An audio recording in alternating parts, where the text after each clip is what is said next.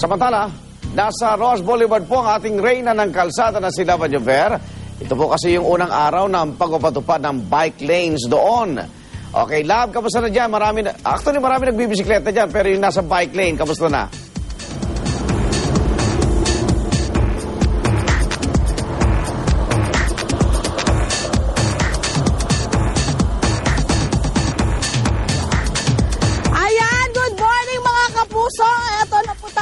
Sa Maynila at syempre nasa harap po ako ngayon ng Manila Zoo, pero yung akin pong dinaanan, pero dapat po talaga pag nagbabike po kayo meron kayong helmet at may mga safety gears para po sa inyong pansariling safety, di ba? At syempre ngayong umaga, eto na nga, binuksan na ng Metro Manila Development Authority itong bike lanes mula po sa Remedios Circle hanggang dito nga po sa may Adriatico sa harapan nitong Manila Zoo para nga po dun sa ating mga bikers at mga siklista. Dahil layunin nitong proyektong ito ng Metro Manila Development Authority na talagang yung ating mga kapuso na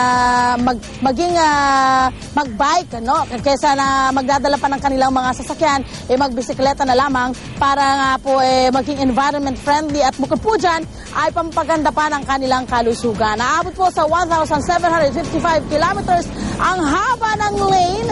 Mula nga po yan, sabi ko kanina, Remedios Circle hanggang Paraiso po ng Batang Maynila dito nga po sa M. Adriatico Street. Ayan, nako, ito pong pwede nating alternatibong transportasyon sa tindi po ng mga katrapikan ngayon sa kalsadahan. Ito ang pwede nating maging alternate na anong tawag nito?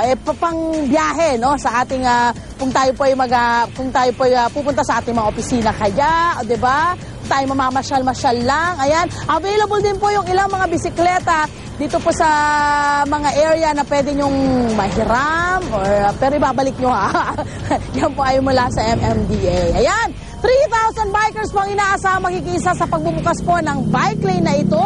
At syempre meron din po mga bubuk sa iba pang bike lanes meron sa Quirino Avenue, meron po sa Ross Boulevard, meron sa Marikina City, at meron din po sa Commonwealth Avenue. Mamaya naman, ako eto pa!